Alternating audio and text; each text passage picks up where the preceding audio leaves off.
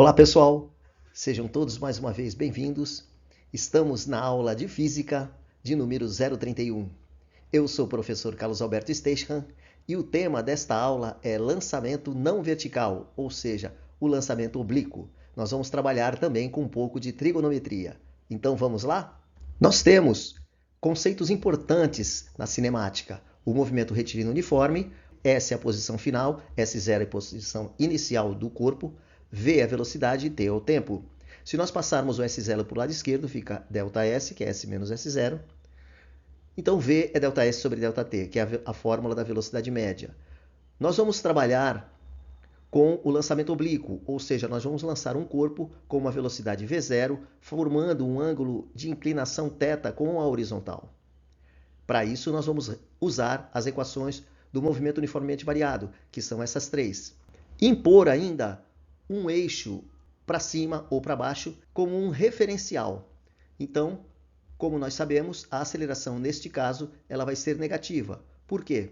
Porque nós sabemos que o g ele é sempre para baixo. O movimento horizontal ele deve ser analisado separadamente do movimento vertical neste tipo de situação, no caso do lançamento oblíquo. É importante que você saiba a trigonometria, veja as aulas anteriores ligadas à matemática com o tema de trigonometria, para que você saiba a definição de seno, cosseno, tangente, entre outras coisas. Seno de θ é cateto oposto sobre a hipotenusa. Então, nós temos que entender que o cateto oposto ele é igual à hipotenusa vezes o seno de θ, numa simples multiplicação em cruz. No lançamento oblíquo, o θ é o ângulo de inclinação entre o objeto lançado com uma velocidade v0 e o chão. Então, esse θ ele mede esse ângulo entre v0 e o solo. O A é o alcance máximo atingido pelo objeto. No máximo, ele atinge o ponto P. Nós vamos trabalhar também com a decomposição de movimentos. O V0 vai ser decomposto em V0x e V0y. Então, sendo a hipotenusa V0, nós temos que o vetor em vermelho é a hipotenusa, V0. O lançamento é dado com esta velocidade inicial. E há a projeção, tanto no chão quanto no eixo vertical, deste vetor, que a gente chama de sombra, vamos dizer assim, formando um ângulo θ. Esse vetor azul, ele pode ser transladado para a direita de tal maneira que a soma do vetor verde mais o azul dá o vermelho. Neste caso, 3 mais 4 não é 7, 3 mais 4 é 5, porque vale aí o teorema de Pitágoras. O ângulo de inclinação é o ângulo θ. Então, o vermelho, a diagonal é a hipotenusa e o azul é o cateto oposto ao ângulo θ. E o verde é o cateto adjacente. Através da fórmula seno de θ cateto oposto sobre a hipotenusa, que o cateto oposto pode ser escrito como a hipotenusa, que é V0, vezes o seno de θ. No caso, o cosseno de θ vezes V0 nos dá também a projeção do vetor V0. Então, é V0 cosseno, a sombra desse vetor vermelho no chão. V0 cosseno θ. Temas da trigonometria. Sendo F o vetor AC e alfa 45 graus, este ângulo C é chamado de alfa de 45 graus. Calcule o valor do módulo de Fx. Fx é a sombra do vetor F, ou seja, é F cosseno. Nós temos também aqui o ângulo beta. Então, quem é Fx? Fx é F cosseno alfa, porque cosseno alfa é cateto adjacente sobre a hipotenusa, e o cateto adjacente é o Fx, cateto adjacente ao ângulo alfa. Alfa é igual a 45. Isso implica que cosseno de 45 é quanto? Quanto é o cosseno de 45? Raiz de 2 sobre 2, não é isso? Raiz de 2 sobre 2. Então, no lugar de F, eu vou colocar 8 raiz de 2. E no lugar de cosseno de alfa, eu vou jogar raiz de 2 sobre 2. Portanto, o F é 8 raiz de 2. Eu coloco lá no lugar do F. E o cosseno de alfa é raiz de 2 sobre 2. Raiz de 2 vezes raiz de 2 da raiz quadrada de 4, que é 2. Então, fica 8 vezes 2 dividido por 2. Cancela o 2, fica só o 8. Nós descobrimos que o Fx, a projeção de F no eixo x, é 8. Portanto, esta afirmação está correta. Vamos prosseguir? Vamos estudar agora a primeira equação do lançamento oblíquo. Tudo isso no sentido de calcular o valor da equação para a altura máxima h. Nós vamos ter que usar as equações do movimento uniformemente variado. Neste caso, o a é menos g, porque nós vamos usar o eixo para cima. Então, a partir da equação de Torricelli, e usando que a componente vertical da velocidade, a vertical da velocidade, quando chega no ponto mais alto lá da trajetória, a velocidade para baixo, o corpo só tem velocidade ao longo do eixo x. Então você tem que entender isso, que Vy é zero e V0y é V0 seno θ. Isso sai da trigonometria. Muito bem, substituindo então Vy igual a zero e V0y igual a V0 seno θ, agora a altura máxima atingida então por um objeto que executa movimento oblíquo é dado por esta expressão. Isolei o h máximo. V0 seno θ, tudo isso ao quadrado, dividido por 2g. Nós temos que o movimento retilíneo uniforme não há aceleração. Ele é dado por essa expressão. S é igual a S0 mais Vt, ou V é igual a ΔS sobre ΔT. Para o movimento uniformemente variado, o tempo de subida ele é a velocidade no eixo y dividido por g. Ou seja, nós estamos trabalhando que quando ele sobe, ele tem uma velocidade Vy, que é ao longo do eixo y, que é o eixo vertical. E esse Vy é V0 seno θ. Essa é a projeção do V0 no eixo y. Tudo bem? Então é como se fosse uma sombra do V0 no eixo vertical, da V0 seno θ. O tempo total é 2 vezes o tempo de subida, ou seja, o tempo de subida é igual ao tempo de descida. Nós sabemos que o tempo de subida é V0 seno θ sobre g. Então, o tempo total vai ser 2 vezes esse tempo. Então, é 2 vezes V0 seno θ sobre g. E nós temos que a projeção de V0 no chão é V0 cosseno. Tudo isso sai da trigonometria. O A é V0 cosseno θ vezes T. Por quê? No movimento horizontal, nós temos o MRU, movimento retilíneo uniforme, não tem aceleração. Então, o alcance A, ele é V0 cosseno. Temos também uma outra equação que a gente vai ter que usar aqui, que vai aparecer 2 seno θ cosseno θ. Isso é uma coisa que a gente tem que saber, que isso é seno de 2θ. Certo? Seno de θ cosseno θ é seno de 2θ. Então, se nós substituirmos T é igual a 2V0 seno θ sobre g, e a aceleração e o alcance é V0 cosseno θ vezes T, se nós substituirmos neste T que aparece na equação envolvendo o A, na equação envolvendo o alcance, nós temos que o alcance vai ser dado por V0 ao quadrado seno de 2θ sobre g. Ou seja, vai aparecer aí o 2 seno θ cosseno θ nessa expressão. Então, a expressão do alcance é dada por esta equação. V0 ao quadrado seno de 2θ sobre g. Nós vamos ver agora informações importantes sobre o lançamento oblíquo. A primeira é que o ângulo que fornecerá o maior alcance possível é o de 45 graus. Então, quando eu atirar com o canhão com um ângulo de 45 graus, eu atinjo o maior A, o maior alcance máximo possível. Ao chegar na altura máxima, a componente vertical da velocidade do móvel é nula. Como eu falei, o Vy é zero quando o tempo de subida atingir o ponto mais alto da trajetória. A componente vertical da velocidade mantém-se inalterada, uma vez que no eixo x o movimento é MRU. Então, ao longo do eixo x, a velocidade ela é constante. A componente vertical da velocidade diminui desde o solo até se tornar nula na altura máxima, o que classifica o movimento como sendo retardado.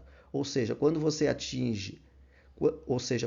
atira um objeto com uma velocidade V0, o V0y vai diminuindo até atingir o valor. O Vy vai diminuindo até atingir o valor nulo no ponto mais alto da trajetória. A componente horizontal da velocidade pode ser determinada pelo produto da velocidade do objeto com o cosseno do ângulo com o qual o corpo abandona o solo. Então, isso nada mais é do que Vx é V0 cosseno θ. Então agora eu vou fazer um exercício envolvendo o lançamento oblíquo. Três bolas são lançadas horizontalmente do alto de um edifício, sendo A, B, C as suas trajetórias representadas na figura.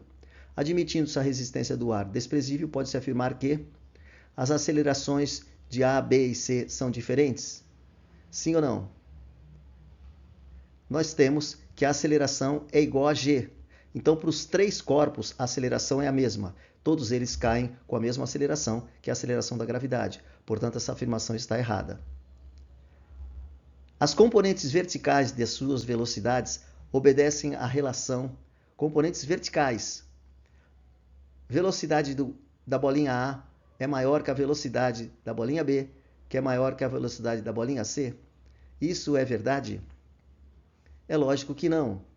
Nós temos que as componentes verticais da velocidade dos três corpos são idênticas. Todos eles caem com a mesma velocidade. O Galileu Galilei já falava isso, né?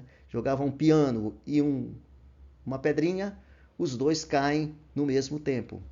Então essa afirmação está errada, porque as velocidades verticais são idênticas.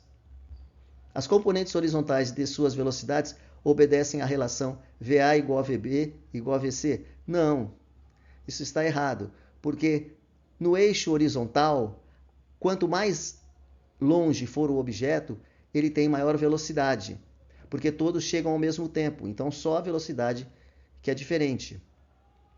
Quem tiver maior alcance tem maior velocidade, então não são iguais ao longo do eixo X as três bolinhas. Está errado, portanto. As componentes horizontais das velocidades obedecem à relação. A velocidade da bolinha A é menor que a velocidade da bolinha B, que é menor que VC? Sim. A velocidade de C é maior do que todas elas, ou seja, as outras demais são velocidades menores, porque C atingiu maior alcance. Então esse item D está certo. Quem atingir mais longe tem maior velocidade, porque todas chegam no mesmo tempo. Então esse está certo.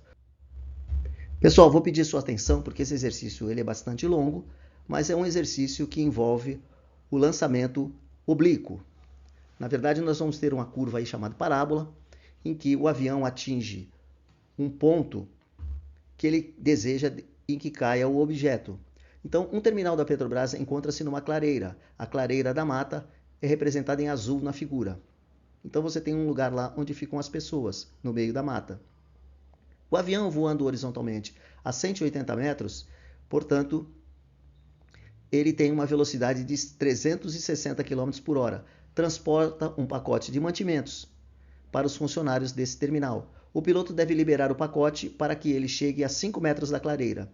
Então ele tem que jogar o pacote lá atrás e esse pacote vai caindo, caindo, caindo até chegar a 5 metros de onde estão as pessoas. Se o módulo de aceleração da gravidade é 10 metros por segundo ao quadrado é o nosso G, podemos concluir que o pacote deve ser liberado a uma distância de 605 metros da clareira, medida na horizontal. Obviamente, nós temos que dizer que esse nosso x ele é 600 metros. Tentar descobrir que x é 600 metros, porque aí somado mais os 5 da distância da clareira, vai dar os 605 que ele fala aí, que é a distância que o pacote deve ter entre o ponto onde ele é largado, lá de cima do avião, até onde ele chega na clareira, certo? Então, essa distância x mais 5, ele fala que é 605. Então, obviamente, para que isso aconteça, o nosso x tem que ser 600. Será que a gente vai achar x 600 usando as equações do movimento uniformemente variado? Se isso acontecer, essa afirmativa estará certa. A altura em que o avião está do chão é 180 metros. Ele tem uma velocidade, esse pacote vai ter uma velocidade na direção x e na direção y. A velocidade na direção x é 360 km por hora, que a gente tem que dividir por 3,6 para passar para metros por segundo. E a altura do avião ao solo é 180 metros. V0x e V0y. quanto é V0x e quanto é V0y. V0x é a velocidade do avião e V0y é quanto? A velocidade do avião é 360 km por hora. Se nós passarmos por metros por segundo, tem que dividir por 3,6, o resultado é 100. 360 dividido por 3,6 dá 100 metros por segundo. E a velocidade vertical, lá no ponto em que o pacote é solto, a velocidade vertical é 0. Muito bem, nós vamos fazer os cálculos aqui. Nós vamos trabalhar com a equação do movimento uniformemente variado, em que nós vamos trabalhar com o eixo para baixo agora. Ou seja, o A vai ser igual a G em módulo. Não vai ter que colocar menos G, porque o eixo está para baixo. Então, nós queremos saber se realmente o X vai ser 600 metros. O V0x, como nós sabemos, é a própria velocidade do avião. No eixo X ele é 360 km por hora, que dá 100 metros por segundo. E no eixo Y, o A é igual a G, que é igual a 10 metros por segundo, ao quadrado. O S e S0, o S0 passa para o lado esquerdo, vira S menos S0, que nós vamos chamar de H, que é o próprio 180 metros. O V0Y é 0, ou seja, quando ele larga o pacote, lá em cima, a gente considera que a velocidade vertical é 0. Então, 180, que é o H, é igual a 0, que é o V0Y.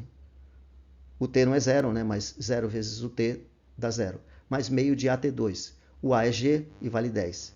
Então, fica 180 é meio de 10T2. 180 é igual a 5T2. T2 é igual a 180 sobre 5, que dá 36.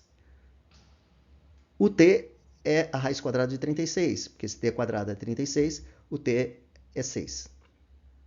Então, achei o tempo de subida, que é igual ao tempo de descida do objeto, né? Quando ele larga esse objeto, esse pacote, ele demora 6 segundos para atingir o solo. No eixo X, portanto, vale velocidade igual a espaço sobre tempo, ou seja, espaço é velocidade vezes tempo. Então, no eixo X é o V0x, e o V0x é a velocidade do próprio avião, que é 100, vezes o tempo é 6. Portanto, descobrimos que o X é 600 metros. Ou seja, a proposta que ele falou, realmente o X, o deslocamento todo é 605, que é 600 mais 5 metros. Portanto, essa questão está certa. Eu vou deixar esse exercício proposto para você, envolvendo também a expressão do cálculo do alcance máximo. É só usar a fórmula, você chega no resultado. E tenta descobrir se realmente essa afirmação é certa ou não. Será que dá 45 metros para o alcance? É isso que você tem que tentar descobrir. Tem esse outro exercício que também que você tem que dizer se é certo ou errado. Pessoal, eu espero que você tenha gostado da aula do lançamento oblíquo. Eu vou deixar o tema de matemática, que vai ser da próxima aula, aberto para vocês. Então escreva nos comentários o que você gostaria que eu fizesse. Que tema de aula vocês querem? Um abraço a todos e até mais.